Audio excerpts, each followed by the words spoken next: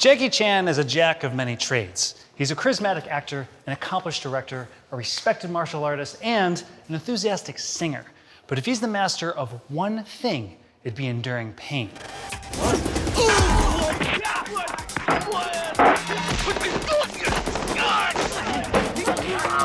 In the pursuit of his craft, Jackie has suffered innumerable injuries, many of which are life-threatening. The question is, why? What compels Jackie to throw himself off a building, suffer severe spine damage, only to climb back up and do it all over again? The answer to that question lies in the difficult journey to stardom that Jackie had. Like the characters he plays, his life was full of trials, adversity, and several hard-hitting blows, all of which shaped him into the person he is today. Jackie's birth brought with it many challenges for his parents. Weighing in at a hefty 12 pounds, he was born on April 7th, 1954, which, according to his autobiography, was 3 months late. This came out of a person. Given the circumstances of his late arrival and above average size, a C-section was necessary to deliver the enormous Jackie, and for his parents, Charles and Lee Chan, this would be the first of many tough situations they find themselves in for their son. Charles and Lee already lived a difficult life. Having fled China following the Communist Revolution, they found themselves in the British colony of Hong Kong. It was a modest living, one that could not afford a C-section. And in order to cope with the hospital bills, the desperate parents had to borrow money from their friends. From his infancy, Jackie was a lot to handle. He was exuberant, energetic, and always rolling around, which earned him the very appropriate nickname Pow Pow, aka Cannonball. The traits that define the Jackie Chan we know today, be it his signature slapstick humor or his rigorous fighting spirit, were qualities he exhibited in his youth. In school, however, that exuberance was seen as brash and disruptive. He'd make funny faces at other students, fall out of his chair for laughs, pull pranks, drum on his desk, and get into countless fights. Teachers labeled him as problematic and useless, and as a result of his mischievous behavior, he was held back at the end of his first year. At only 6 years old, Jackie's parents had to accept that he was unfit for traditional academics, and that their only choice was to take him out of school. At the time, this made the young rabble-rouser very happy. He could finally play as much as he wanted. But little did he know that freedom would not last for long. Between Jackie's unclear future and continuing hardships for his family, his parents were at a loss. Then he heard about the Chinese Drama Academy, a boarding school that specialized in Peking Opera, a tough discipline that combines singing, miming, dance, and acrobatics. The academy, led by Master Yu Jim-Yuen, had a reputation for its extreme teaching conditions, the kinds of which could be arguably described as punishing and even cruel. In order for students to even be enrolled at the academy, parents had to sign a contract stating that their children were punishable until death.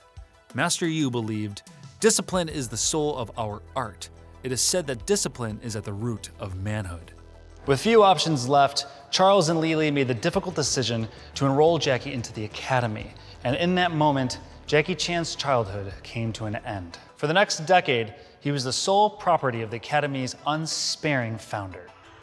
Master Yu was a great believer in hard work, and he instilled all that in his charges at the end of a stick. He would get them up at 5 o'clock in the morning. They would work solidly until breakfast, which is a very small meal. Then they'd work through solidly until lunch, and then they'd work solidly through until dinner, and then they'd go to bed around midnight. So, they'd get about 5-6 hours of sleep. He didn't even like them taking bathroom breaks. His theory was that if you needed to urinate, you weren't working hard enough to build up a sweat and get rid of the excess liquids that way. So if anyone needed to go to the bathroom to relieve themselves, they'd do so after a firm beating.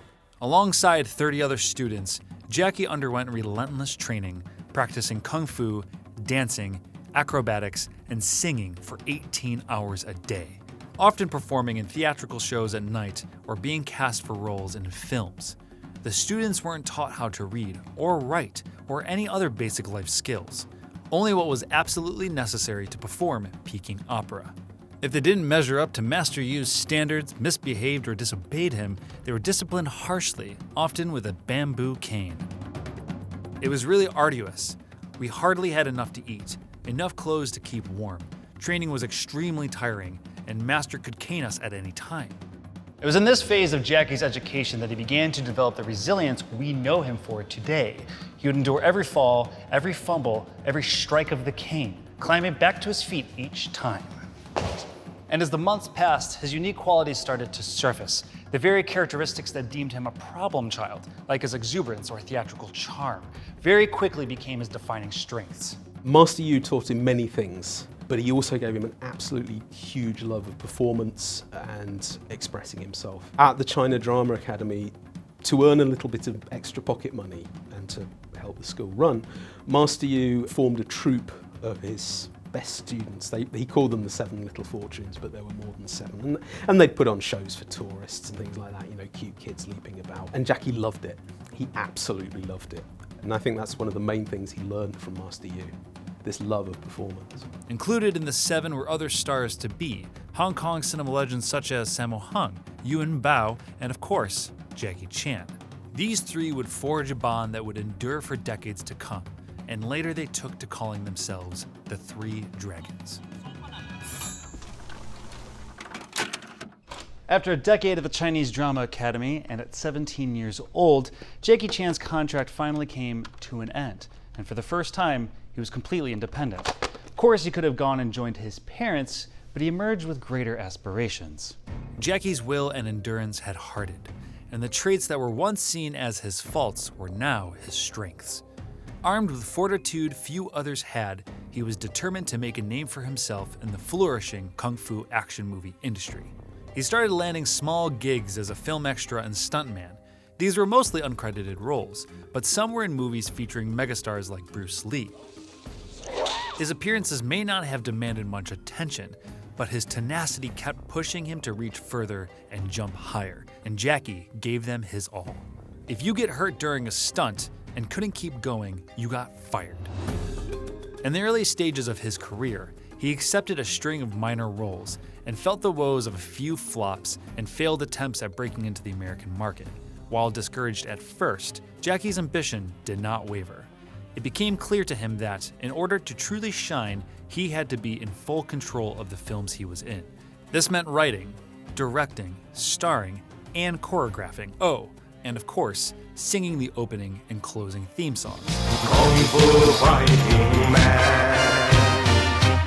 Jackie got the ball rolling on his own multi-disciplined filmmaking career with The Young Master and Dragon Lord, both of which were early showcases of his charisma and signature charm.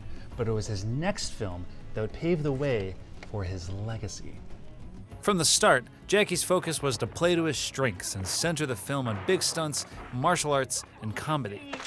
Like his Hollywood heroes, Jackie wanted to tell stories and make audiences laugh purely through physicality. Given his background, this meant utilizing stunts and physical prowess, and, like his idols, he would do it without relying on special effects or stunt doubles. For Project A, Jackie Chan wanted to pay homage to Harold Lloyd's iconic clock tower stunt from Safety Last. But unlike Lloyd's movie, which used smart camera tricks to enhance the danger, Jackie wanted to do it for real. He wanted to wow the audience by showing every death-defying second of it. The more terrified my friends and family are, the more satisfied my fans will be. There was no padding, no stunt double, no wires, no camera tricks. All there was between Jackie and an 80-foot drop to the solid earth beneath him was a few flimsy awnings, which were meant to just break his fall just enough that he wouldn't die on impact. Though this was Jackie's own idea, there was method to his madness. Jackie honed in on his own terror, and the thought was if he was terrified, any sane human being watching would also be.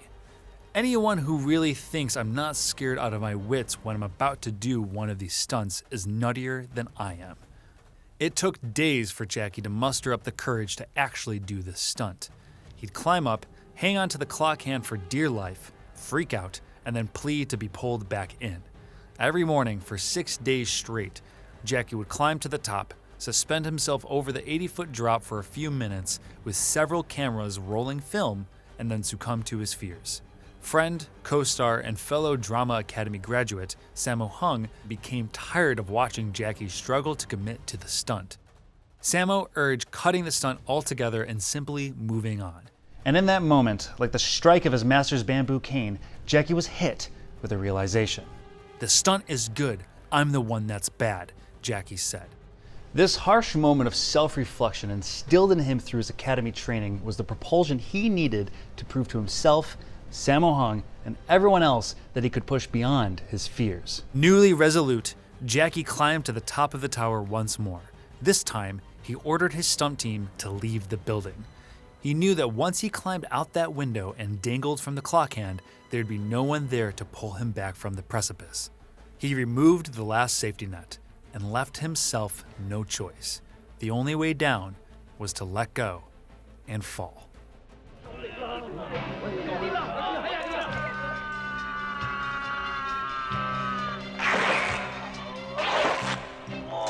The toll that stunt took was great, but Jackie had finally done it.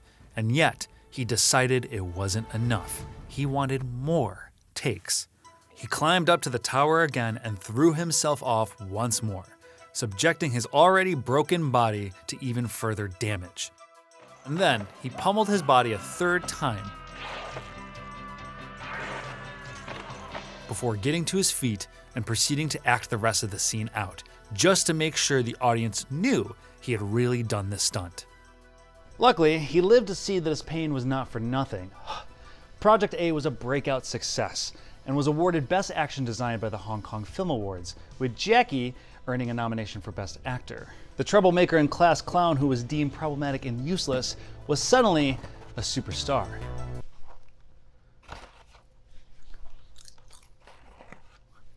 The clock tower stunt instantly became the bar by which Jackie would measure his own work ethic and achievement, and it was dangerously high for someone so early in his career.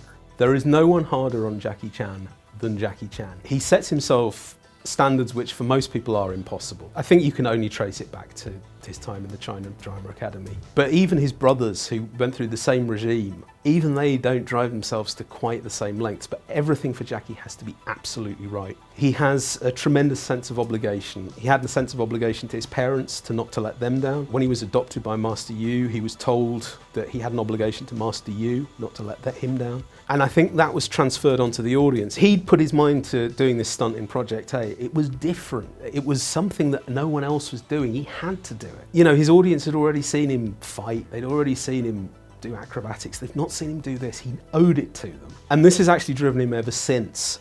You know, the audience expects him to do these dangerous stunts. With every consecutive film, Jackie became more determined to wow his audience. His stunts became more dangerous and his injuries more serious. Whether it's receiving second-degree burns on his hands from sliding down a 3-story pole that had been baking in studio lights for hours for Police Story, or falling head first, cracking his skull and sending bone fragments into his brain from a stunt gone wrong for Army of God, Jackie put his body on the line for each and every film. And somehow, he's still alive, getting back up each time and doing it until it's right. His injuries have become as identifiable as his stunts, so much so that at the end of every film, a reel of injuries, which he refers to as no goods, are included. He wanted to make it clear that what he and his team were doing was real and extremely dangerous. Jackie Chan's career eventually became restless. He would star in several films a year. Many he'd film during the day while writing and directing others at night. And then he'd simultaneously make pop music on top of injuring himself in between death-defying stunts. But to him, this seemingly endless state of punishment was the cost to achieving greatness. It's what he learned at the academy, and it's what pushed him to success. Jackie has said that what he does and continues to do isn't just for his fans and critics, but for Master Yu Jim-Yuen. It was Master Yu Jim-Yuen who created Jackie Chan, and I do what I do. I am what I am today because of him. While Jackie's strengths were also his faults at a very young age, it's hard to dismiss that Master Yu Jim-Yuen's methods, while controversial, were what brought out the best in Jackie Chan. Taking a beating, in many ways, has embodied the life of Jackie Chan and the characters he portrays. And while his characters often save the day, for Jackie, it's important to show that not every action hero is invincible. Life isn't about winning every battle. It's about winning the ones that count. Jackie Chan took hits on and off screen, and with every blow, he stood back up, facing adversity, and turned it into something that would earn admiration. And he did it all for our entertainment.